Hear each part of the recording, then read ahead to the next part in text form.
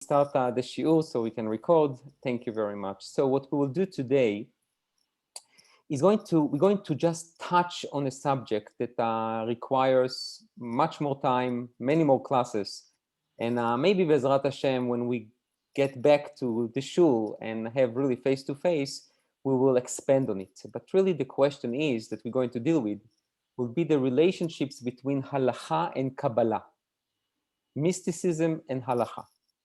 Now, immediately when we speak about these two concepts, there is immediately an issue.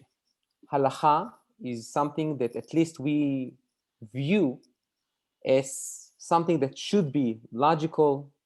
There needs to be some kind of a framework. There are legalities, there are regulations, there are policies, logic is being used, there are formulas, and that's how you, in a way, make halakha. That's how you basically, you create halakha. Kabbalah, it seems to be, I don't want to say that it's illogical, but it's something, above and beyond the framework. It's something that it seems to be that talks about what they call olamot elyonim, elevated universes, different worlds that we don't really understand. So how can we even speak about halakha and Kabbalah? Now, in addition to it, when we speak about these very interesting relationships, we will see, and I will just use few examples of how Kabbalah found its way to halakha, and you will be surprised that many things that you do, it's really not halakha, it's Kabbalah. And the halakha accepted it. So we need to understand when exactly do we inculcate the Kabbalah into halakha, and when do we reject it? And in addition, what will be, or what is the halakha if I say, look, I want to live my life based on Jewish law, not Kabbalah. So if I decide not to accept the Kabbalistic perspective of you over the halakha, and just say, look, I just want to do the halakha, I don't want to do Kabbalah. Am I violating something, or am I okay?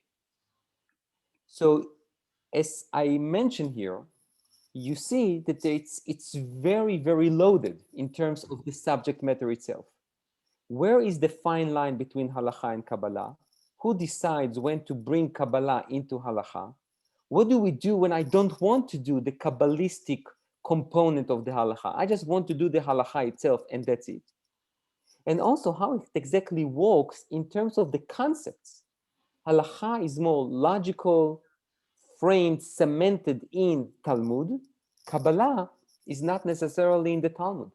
So since when are we taking things from different places which are not the Talmud?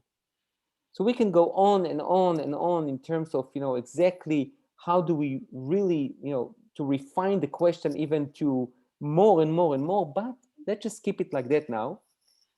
I will share with you few examples, just few, there are many more, by the way, just few examples, and then we will create some kind of a discussion. So everyone is with me in terms of just the initial questions? Okay, good. So let's bring the source sheet and let's see. So the first example, which is very simple one, the Shulchan Aruch in Siman Aleph, Seif Aleph, really the first halakha in the Shulchan Aruch.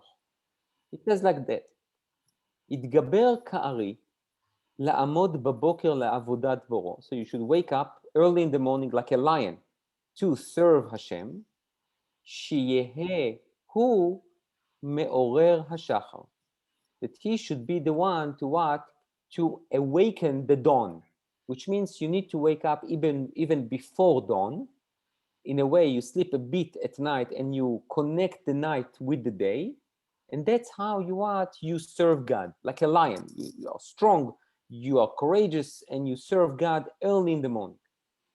Says the Mishnah Brura, Bashla, which is Sefer Luchot HaBrit, Shnei Luchot HaBrit, which is more of a mystical book. Katav Sod, he wrote about a secret or a mystical concept. לחבר יום ולילה בתורה או בתפילה, הן בבוקר, הן בערב.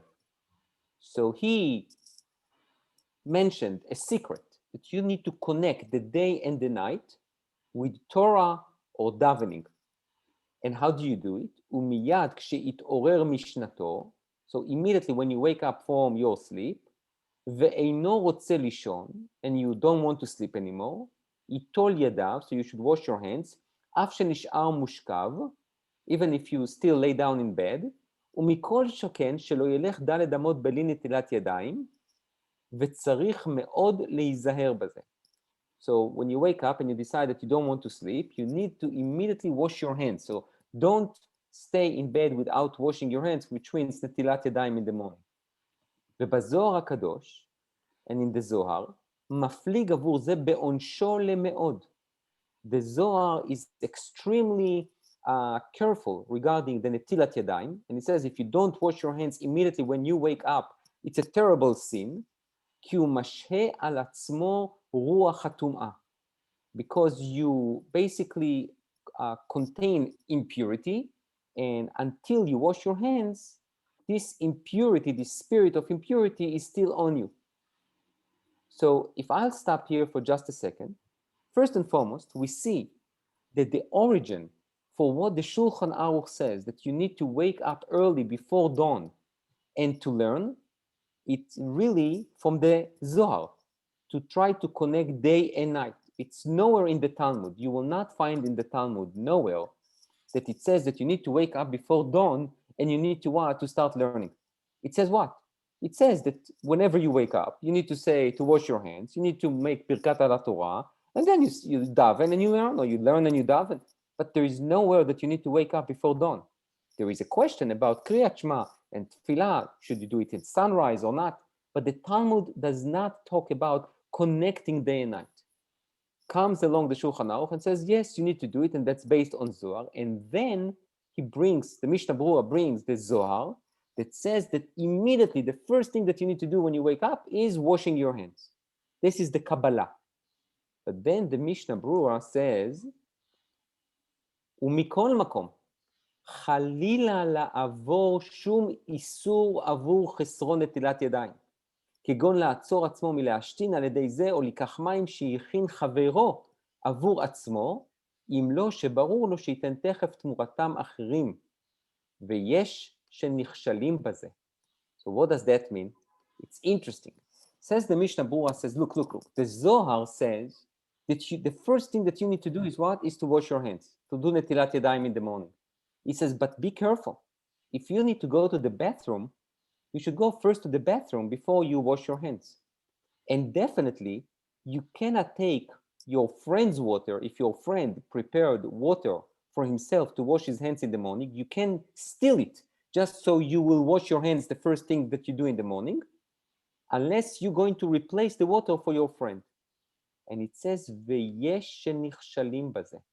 And there are some people that are what? They fail. They commit a sin. What kind of a sin? That they, because of the Zohar says that the first thing that they need to do is to wash their hands. So what do? They wash their hands instead of going to the bathroom if they need, or they take their friend's water and without permission. So basically they steal his water in order to fulfill what? The Zohar. Now, this Mishnah Berurah has, in my opinion, also a very interesting historical testimony, or it's like witnessing on something. What do I mean by that? The Zohar says that you need to be very careful. First thing you do, wash your hands. Why? Because of this impurity, spirit of impurity. Says the Mishnah Berurah, just 1 second, that's 20th century. It says just 1 second. Yes, you need to be careful to try to fulfill what the Zohar says, but don't forget, there is halakha. And the halakha says that if you need to go to the bathroom, you go to the bathroom first. And there is another halakha that if your friend prepared the water for himself, you can't take his water. So what do we have here?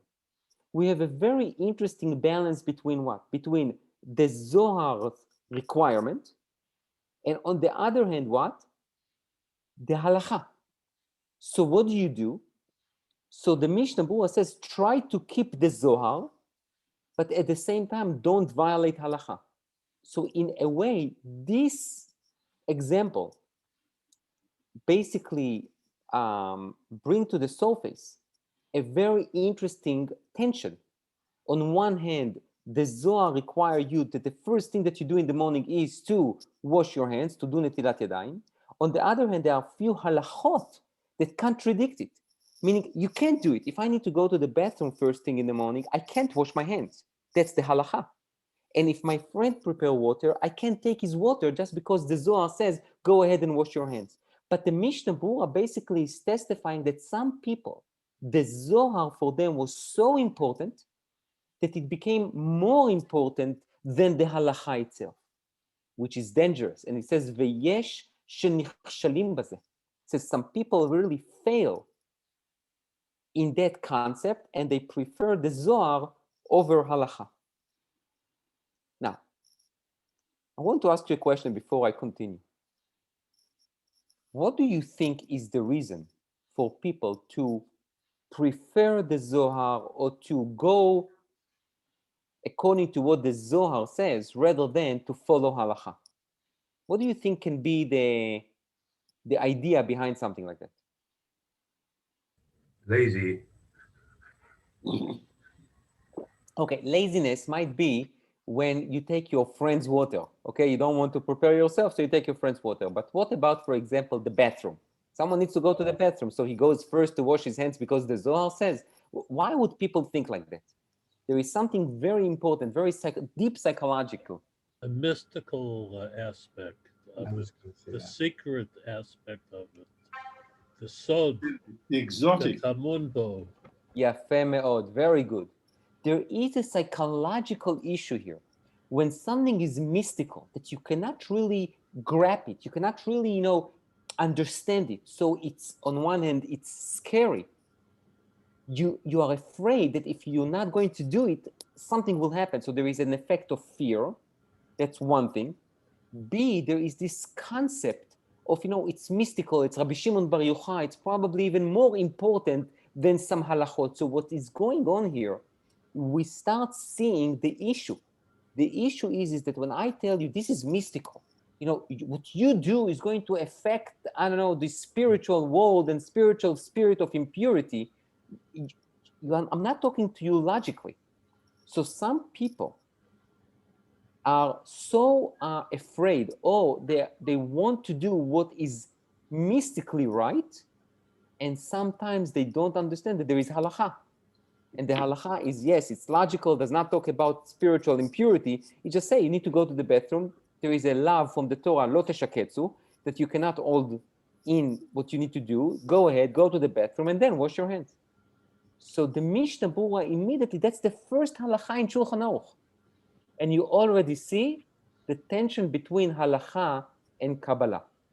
Okay, second, Paul. There's also tradition. Certain families follow Kabbalah.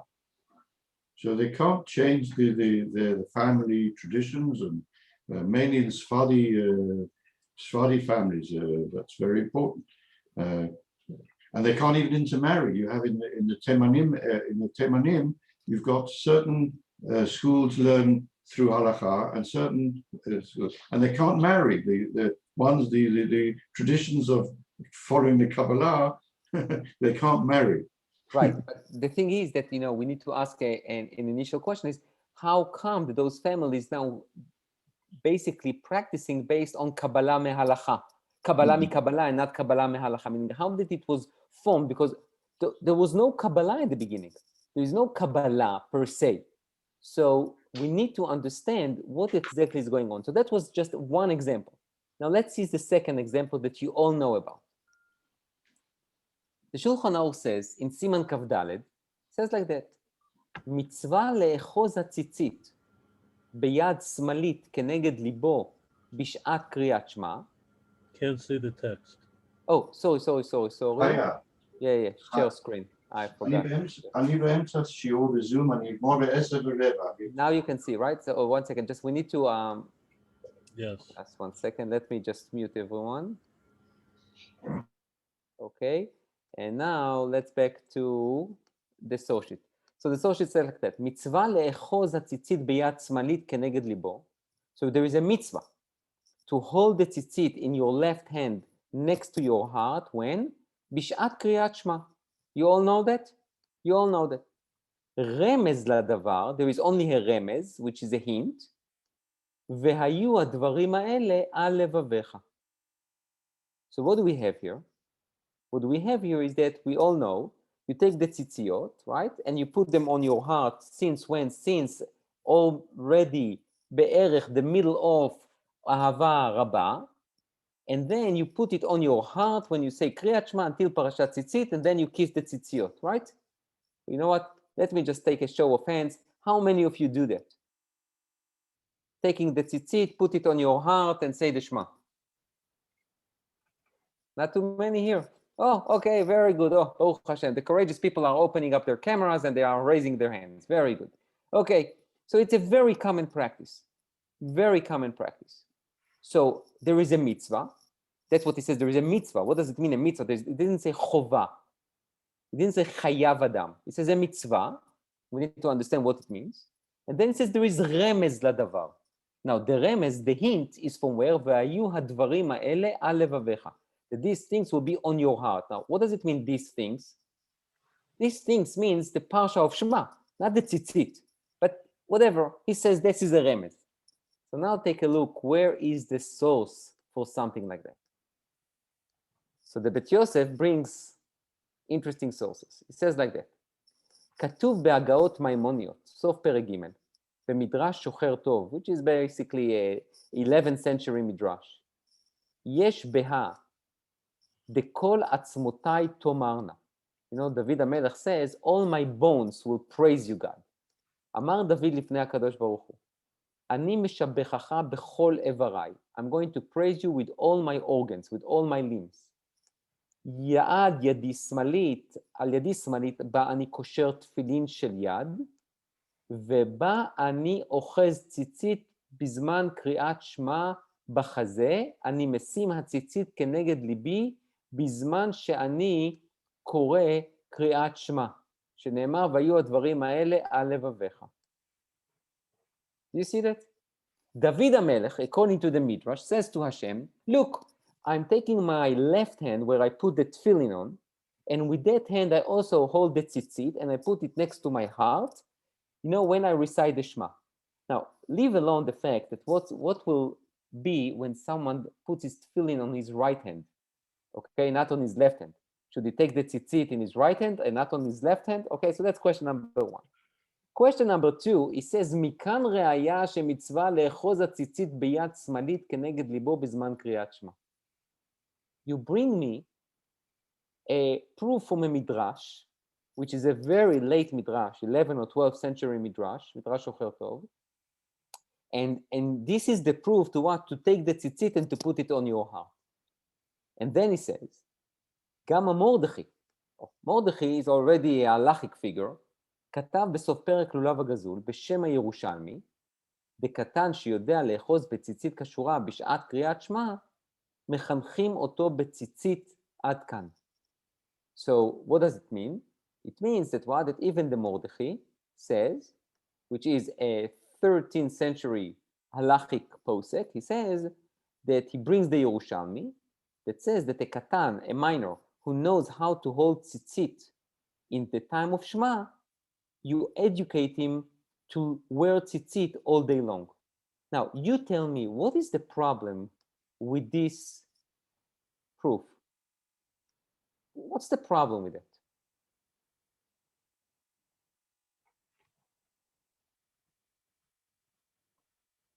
What do we want to prove? We want to prove that there is a mitzvah on each one of us to take the tzitzit and to put it on our hearts. Okay, what's the re'ayah from the Yerushalmi? Just has to hold the tzitzit. Doesn't say. Very good. It does. It just says that the katan that knows how to wear to look at tzitzit, to hold the tzitzit in time of Shema, and probably not to throw it on the floor or not to sit on it. So we educate him to wear tzitzit all day long. We're talking about a child who is 2.5 years old, okay, or 3.5 years old. Is that a re'ayah? Is that a proof for an adult to take a tzitzit, to put it on my heart while I recite the Shema? No. So we see how weak is the proof. So therefore, the Bet Yosef brings another proof.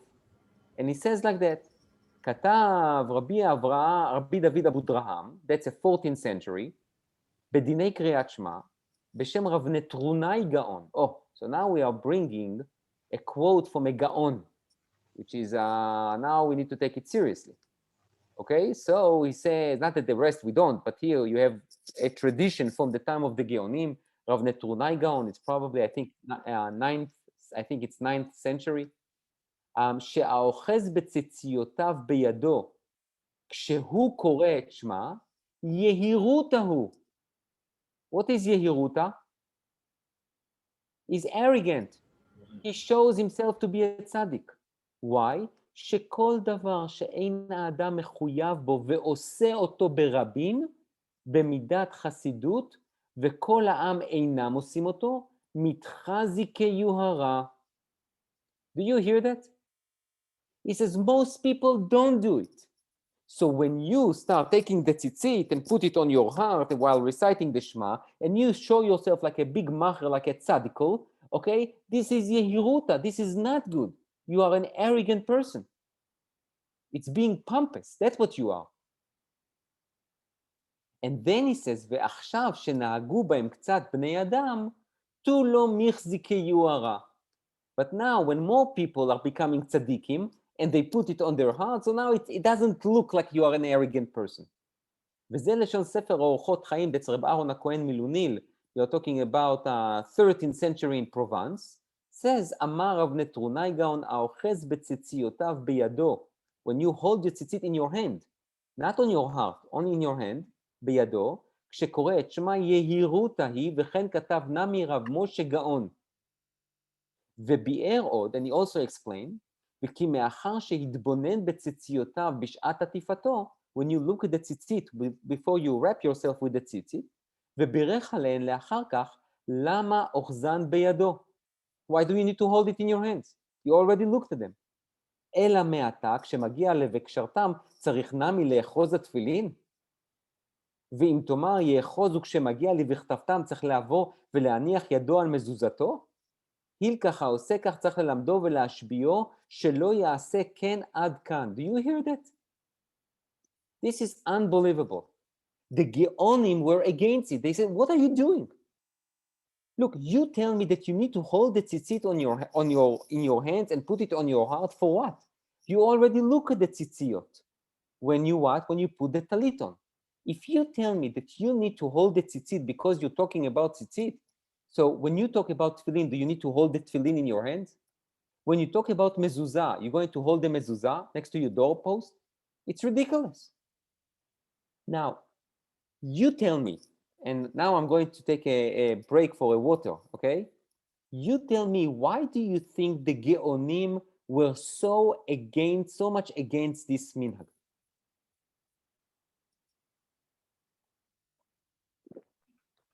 Not everybody did it. Not everybody did it. Okay, so not everybody did it. So Harold, if they think it's a good minhag, they should spread it. If they think it's a bad minhag, kill it. But it seems to be that they are, look at what they said. They said, oh, when I'm going to mention tefillin, I'm going to hold them in my hands. When I'm going to mention mezuzah, I'm going to run to my doorpost and kiss the mezuzah. What is behind it? Why the Geonim were so against it? It's like Avodah Zarah. Okay, so why is that like Avodah Zarah? Because you need an object in front of you in order to worship. Okay, so you might say that, you know, you don't want to, whenever you mention something, to hold it in your hands. It's too much of holding an object, okay? First option. Second option, just a little bit of history about the Geonim. Phil? I was thinking that it's a question of a lot of people want to be told what to do. And that is part of the problem. Why it sounds dramatic, sounds good, and for a nickel, you're a holy man. They want to be told what to do. It's a psychological need. Okay, so that's more of like Norman talks about the object. I would like to suggest perhaps a little bit of a different thought. Don't forget the Geonim, especially towards the end of the era of the Geonim, there was a huge Karaite community that they had to deal with. And when the Karaites talks about tzitzit, mezuzah, it's all about the objects. And you would think that we want to show them in order to fight the Karaites is what, here, this is the tefillin, here, this is the tzitzit, here, this is the mezuzah we are talking about. And the Geonim says, no, you don't need to. We have our interpretation, because don't forget, tefillin, what we call tefillin is not mentioned in the Torah. It says totafot. We have Torah shebe'al peh that talks about what does it mean tefillin, right? We have many halakha leMoshe miSinai when it comes to tefillin.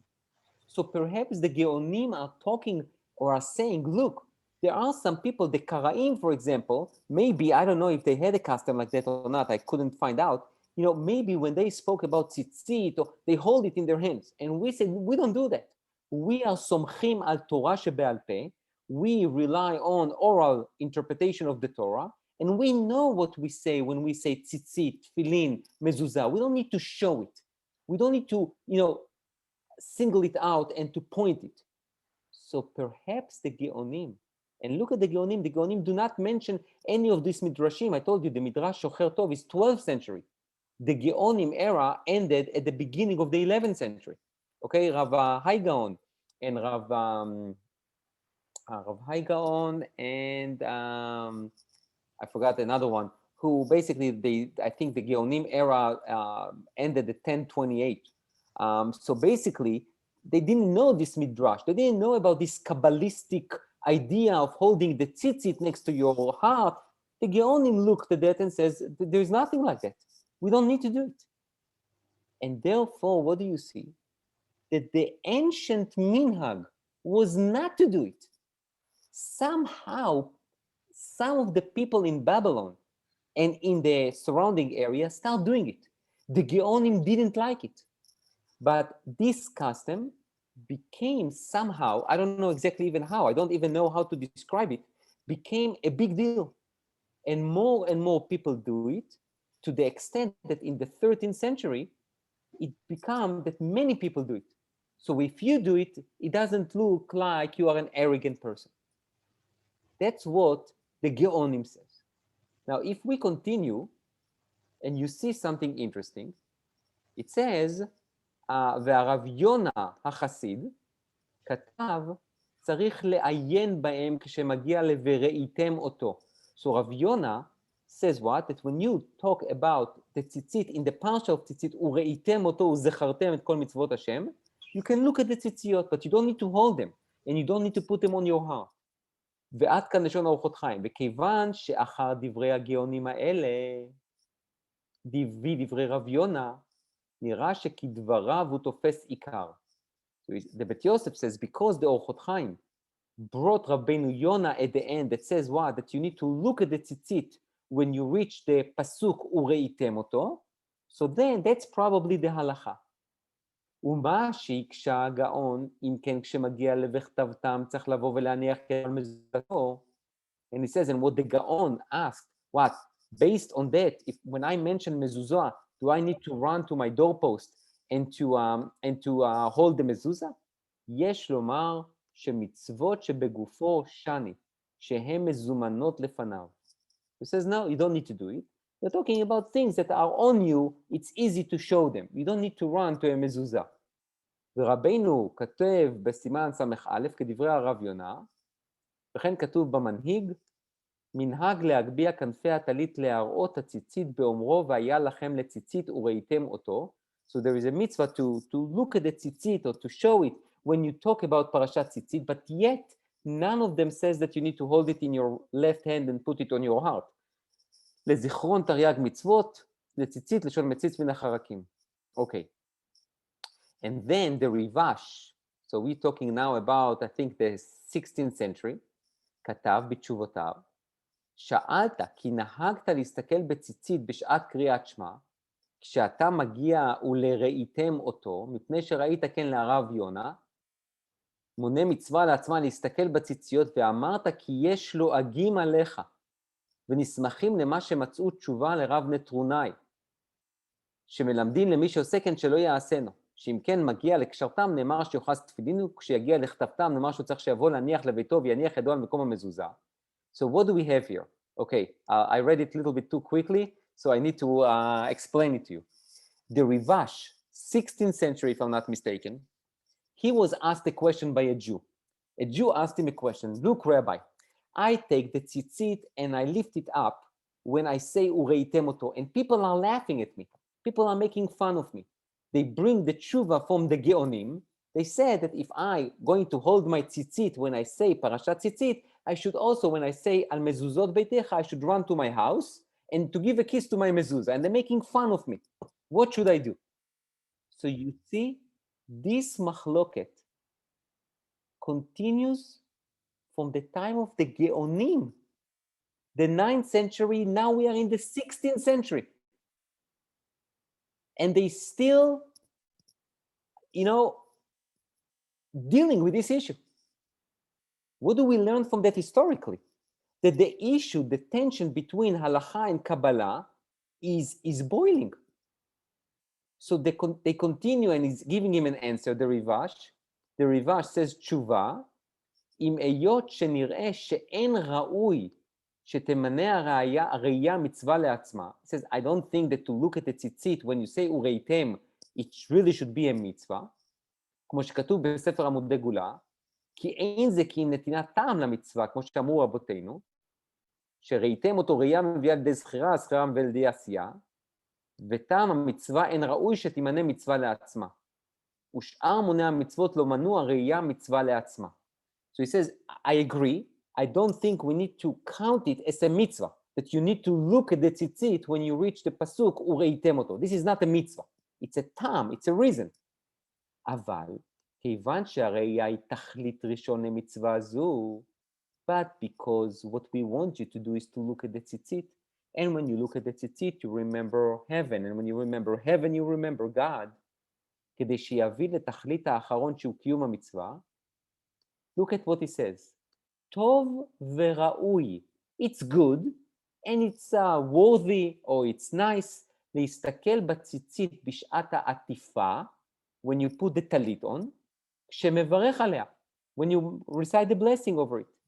וכן אני נוהג, and that's what I do, says the Rivash. ואתה שנהגת להסתכל בה בשעת קריאת שמע, כשאתה מגיע לא יראיתם אותו, אל תניח מנהגך, כי מנהג יפה הוא וחיבובי מצווה הוא. What is חיבובי מצווה? A nice thing to do. Is that a mitzvah? No.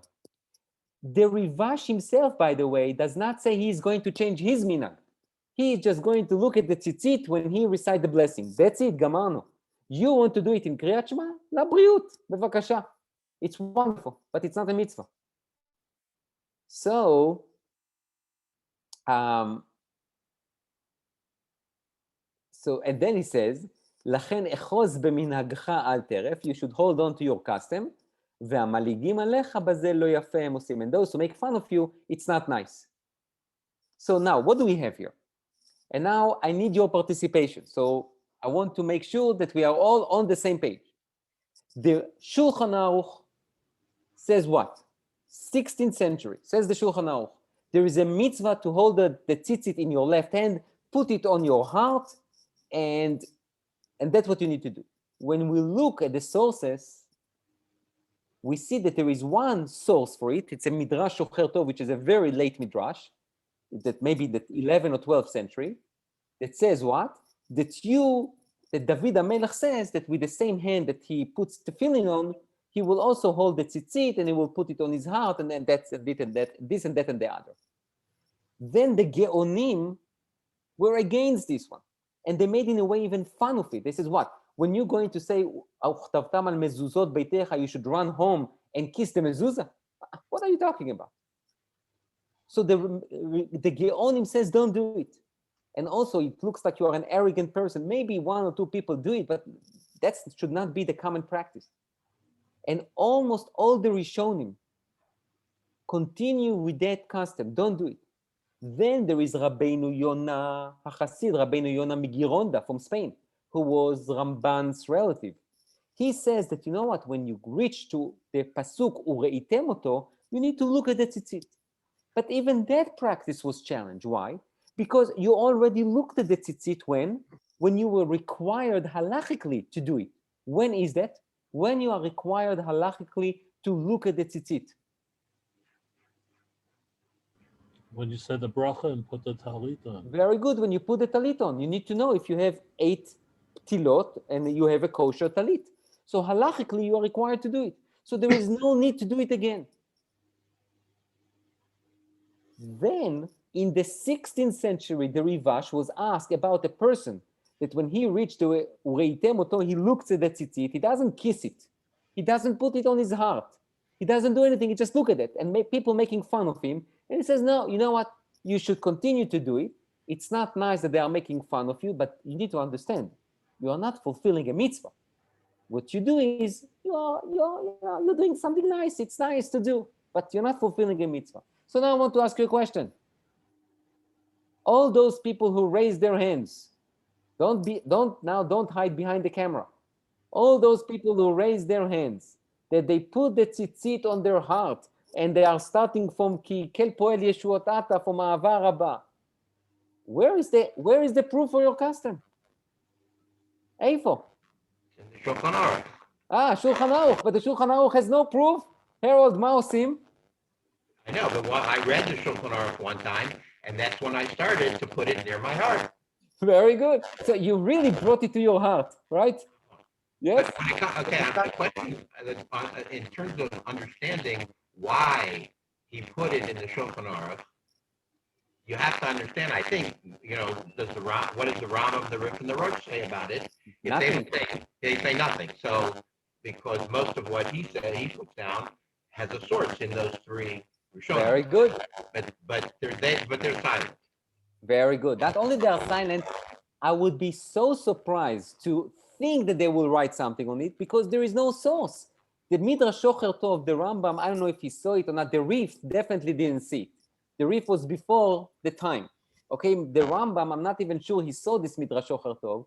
And even if he saw, there is no source in the Talmud for something like that.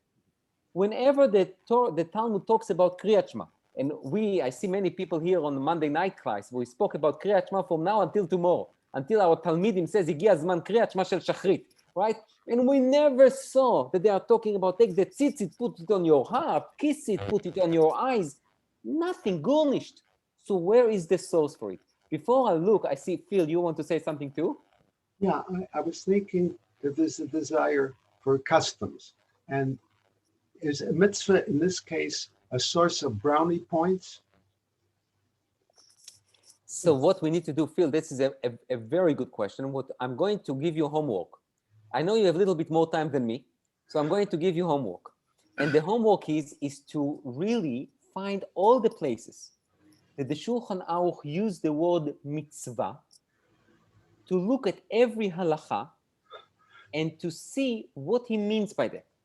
Does he mean it's a semi-obligation? Does it mean that it's an obligation with no source? Or does it mean it's a minhag with some good brownie points? This is a very good question because the terminology that the poskim use, for example, the hishtadel. What does it mean, lehishtadel? To try. To try. What does it mean to try? So should I try to try? Am I obligated to try? I'm not obligated to try. What does it mean? The Rambam in Ilchot Tshuva says, "Ishtadel adam la'asot tshuva." Yeah. Try it. So should I try or shouldn't I try? Okay. What does it mean try? How do you quantify trying?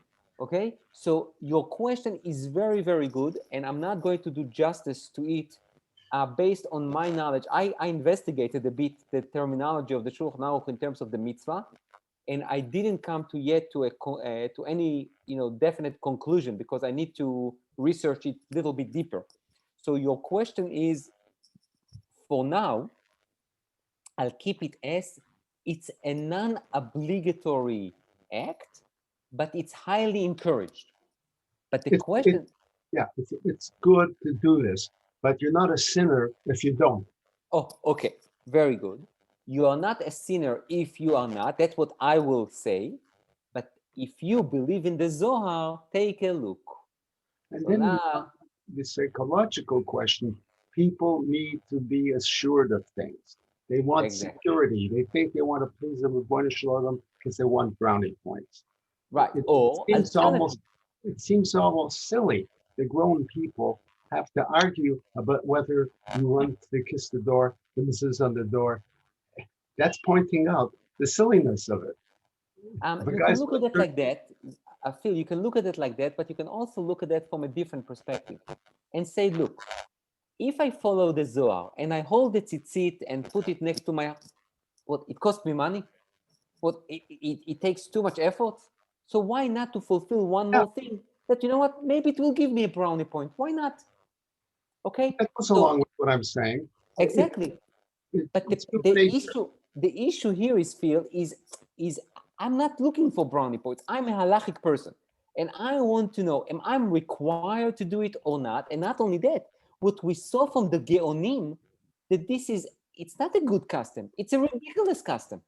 We shouldn't do it. Yeah, Meaning the boiling point here is some people can say, מה אכפת לך? מה אכפת לך? Why do you care so much? Let them do it. They get the brownie points, get the brownie points. I can look at it from a different perspective and say, no, you can't do that. You shouldn't do it. It was not an ancient custom. It's not a good custom. And you know why it's not a good custom? Because sometimes you will see people are so engaged with the tzitzit, they try to get it from every corner of their body, and they don't concentrate on what? On Shema. The halakha says you need to concentrate on Shema, not on picking up your tzitzit from your pants and trying to find them and give them a kiss. This is the issue. When the minhag, which is really originate from a Zohar, conflict with very simple, clear halachot. So take a look at the Mishnah Berurah, which brings really the interesting custom that we have. Just one second. Okay. So it says what? It says Mishnah Berurah, ביד שמאלית, כתוב בכתבי האריזל, in the Zohar, שיוחזם בין קמיצה לזרת. That you hold it between your, I think it's called the pinky, whatever, your little finger, and this one. וכשיגיע לפרשת ציצית, ייקחם גם ביד ימין. So then, when you get to פרשת ציצית, take them also with your right hand, ויביט בהם, and you should look at them, ויהיו בידו, and they should be in his hands, עד שמגיע לנאמנים ונחמדים לעד, really, until the end of almost אמת ויציב, ואז ינשק הציצית ויסירה מידו. Do you see that? Nowhere in the Talmud, nowhere in the Rishonim, nowhere in the Geonim, nowhere in the Midrashim besides this Midrash Shocher Tov that talks about the idea of holding the tzitzit. The Zohar expands it. And he says what? Not only that you need to put it next to your heart, you need to hold them before, you need to hold them until the end, you need to kiss them, you need to put them on your eyes, you need to look at them. Do you see what's going on here? And look at every sidur that you have. It will say, כאן לוקחים הציצית, כאן מנשקים הציצית, כאן מניחים הציצית. Every sidur that I saw. Look of how a custom became a common practice, which has one source in a midrash that is really not such a, I don't want to say a reliable midrash. It is a reliable midrash, but a very late midrash. And no sources in the Talmud, nothing whatsoever. Zohar. And the Zohar made it into what? Mainstream halakha. Most religious Jews do what Harold do. They take the tzitzit, they put it on their heart, and so forth. Now, it is not to say that when you do it, you are not doing anything right. You are doing what became the custom probably from the time of the Arizal, which is wonderful. But I want us to know the influence of the Zohar on halakha, on mainstream halakha, and here there is not so much of a conflict. The only thing is that you need to know that when you do that, you don't lose concentration on Kriyat Shema, which is the most important thing. Yes, Harold, you want to say something? Yeah, I mean, well, just when I was a kid, this is how I was taught, to grab the tzitzit and to kiss them.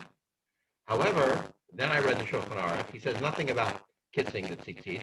And then I heard from a Rav that the Rav Moshe never kissed his tzitzit. So at that point I said, that's Narishkeit. No more kissing of the tzitzit. But I'll do it with the Shulchan Aruch. I'll hold him in the left hand. I think that part of the issue and why the Gaonim were against it is because I think somebody mentioned it. There was a man in Cleveland, and when he would hold a tzitzit, and when he came to the word tzitzit, he went through this entire thing. He would take the tzitzit and put it on his eye, and then his mouth, and then in other words, it was like a whole ritual within itself. That if you're sitting there davening, it's very distracting. In other words, he sort of took this minute and to an extreme in which, as Rabbi Pepper said, it's like, or somebody said, it's like an avodah zarah already.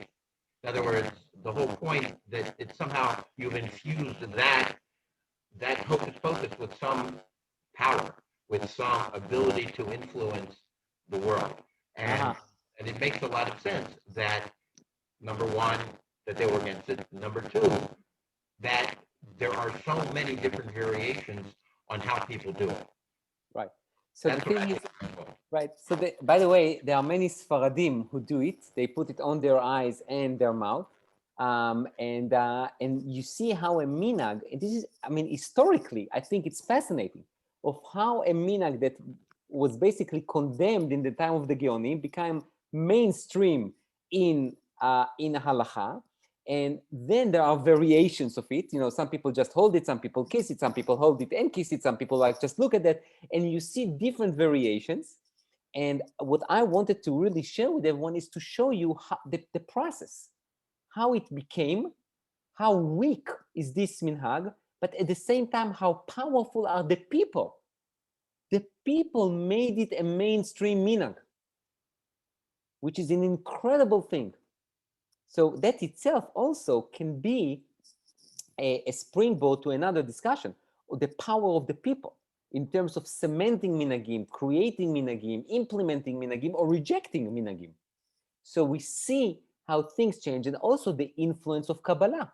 Don't forget, especially in the 16th century, 17th century, the Kabbalah becomes more common practice, and there is more about Kabbalah. Shabtai Tzvi is coming on the historical stage, and you have a tremendous influence and expectation to bring Kabbalah into halakha.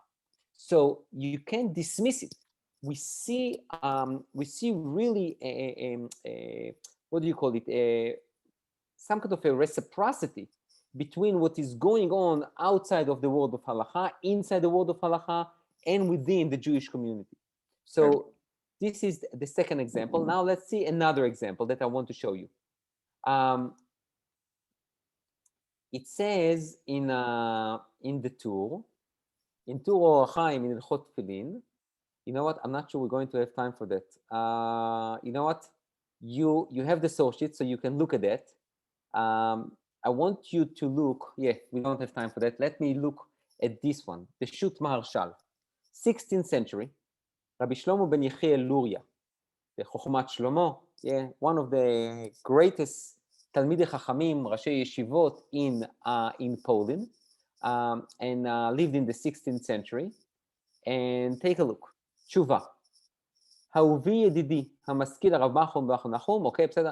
ששאלת אותי על מנהגי, אם להניח תפילין של יד בישיבה או בעמידה. So you asked me, should I put tefillin yad, hand tefillin, while I'm sitting or while I'm standing? Why? מפני שראית הרבה מן המדקדקים בדקדוק עניות, להניח תפילין של יד בישיבה. Okay. What's the question? What's the question? Question is, should I put tefillin while I'm sitting or while I'm standing? What tefillin? Tefillin shel yad. Tell me, please, who has the custom to put tefillin shel yad b'yeshiva? Sfaradim. The what?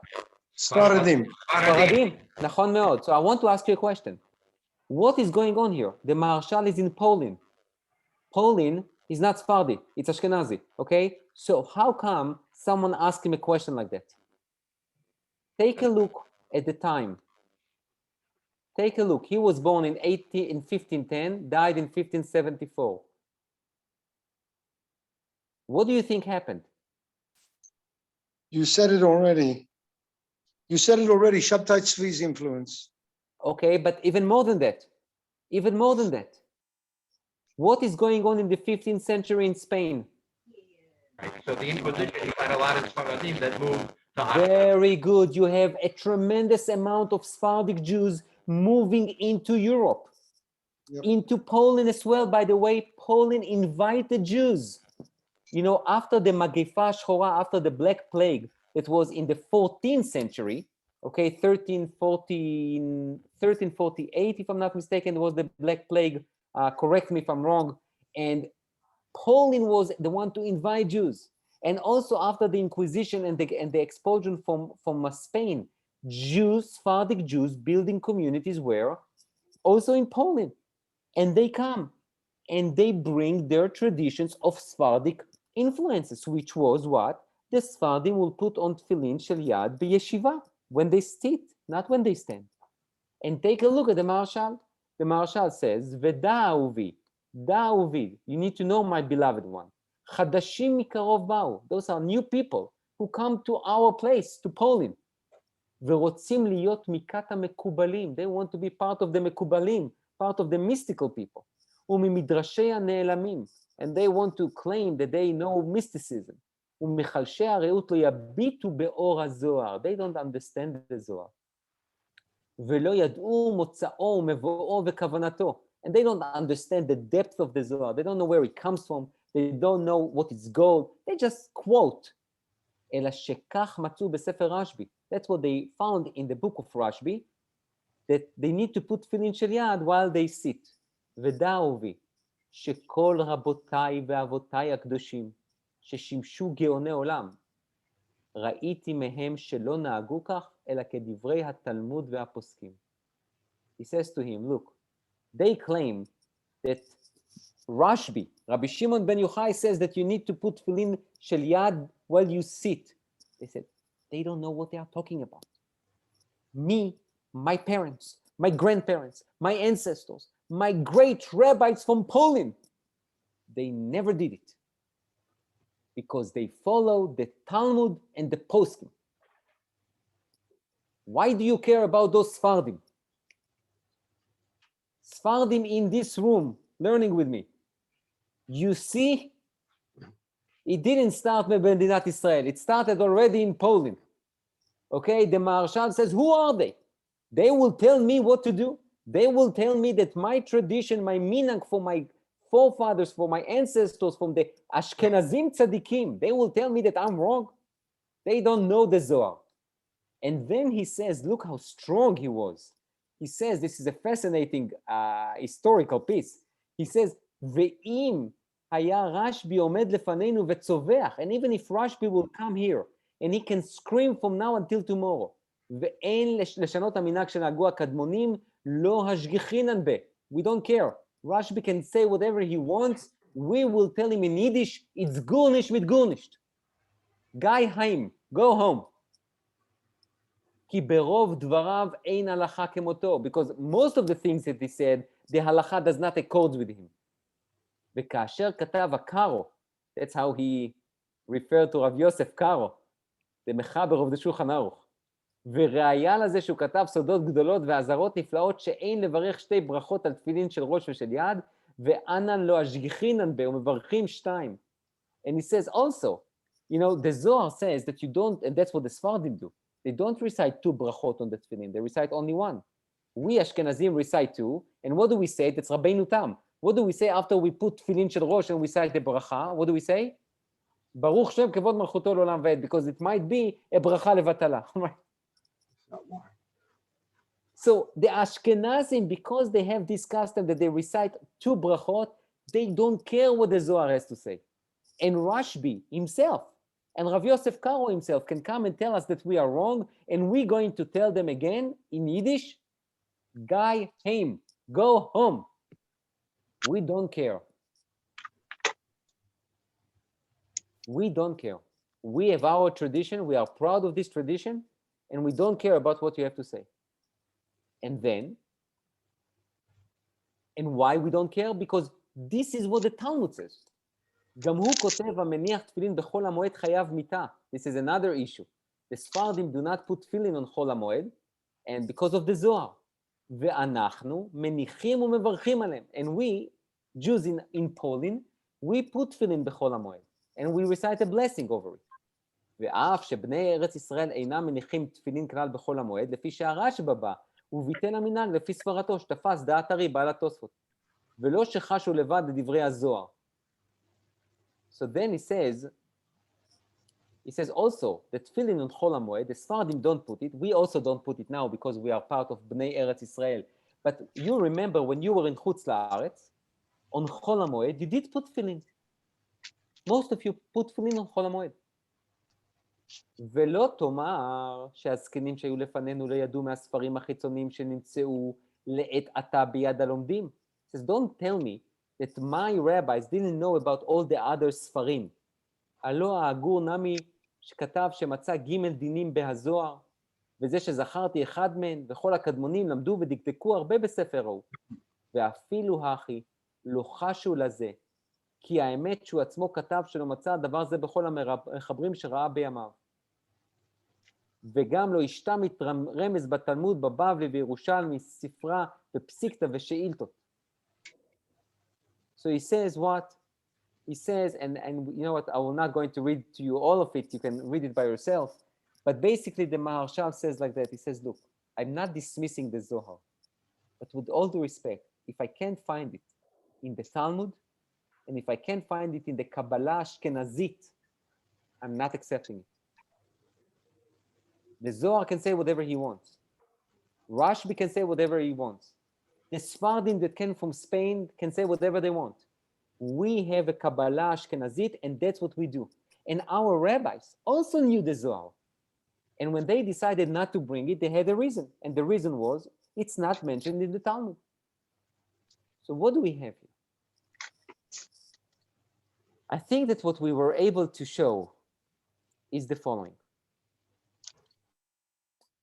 There is a fascinating, really a fascinating discussion in halakha of how to deal with the Zohar. And the Zohar, without a question, did influence halakha. It made its way. And by the way, I brought you only 3 examples. There are at least 10 examples that I saw that the Kabbalah made its way to mainstream halakha. And even Ashkenazim accept it.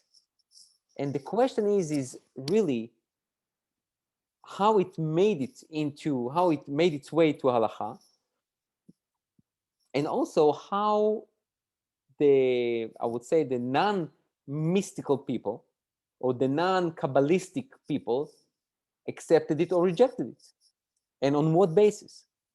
So I would say that also we need to understand that it might be that there is a difference between minhagim that, as I said, to feel, no, nish geferlech, okay, so I put the tzitzit on my heart, beseder, you want it, beseder. But here you have halachic issues. How many brachot should I recite on the tefillin? 1 or 2? Do I put tefillin on Chol HaMoed or I don't? Because the Zohar says you deserve death, but the Talmud says there is a machloket. That's Gemara in Menachot. Do I say the bracha on tefillin shel yad while I sit or while I stand? This is something major. So what we see, and this is an unending shiur, the yachas, the attitude, the approach, the relationships between halakha and Kabbalah is something that it's an ongoing issue. And it's still, by the way, until today, you still have the issues of things like that. I'll give you another one, just for homework, and with that I will leave you. Mayim achronim. Some people do mayim achronim after they eat, before they bench. I'm not talking about the fact if your hands are dirty, okay? If you ate French fries and steak, okay, that you need to wash your hands with soap. Not talking about that. I'm talking about, you before you bench and your hands are not dirty, but you really want to do mayim achronim. So some people do, some people don't. Some of them says there is no need for that because there is no melach zdomit. There is no this salt that can make your eyes blind. And some people know you still need to do it. It's Kabbalistic, it's Veitem Kedoshim, all sorts of things. And really in halakha, there is a debate over it. Tosfot versus Rambam. And we as Ashkenazim, is also a question, even if it's nish gefährlich, which means even if a minhag doesn't cost you money and it's not that terrible to do.